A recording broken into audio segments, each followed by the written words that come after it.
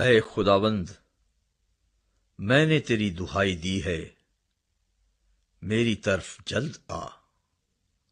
جب میں تجھ سے دعا کروں تو میری آواز پر کان لگا۔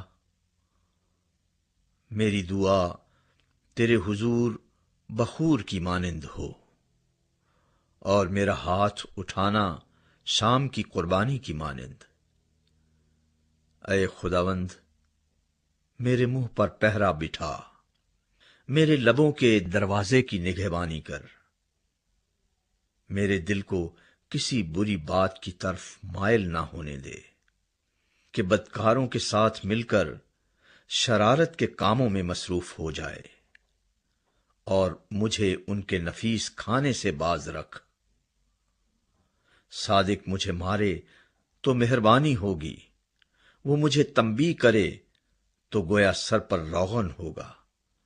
میرا سر اس سے انکار نہ کرے، کیونکہ ان کی شرارت میں بھی میں دعا کرتا رہوں گا۔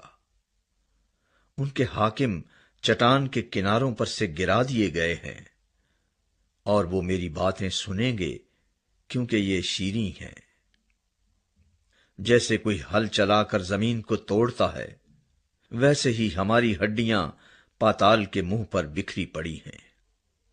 کیونکہ اے مالک خداوند، میری آنکھیں تیری طرف ہیں، میرا توکل تجھ پر ہے، میری جان کو بے کس نہ چھوڑ۔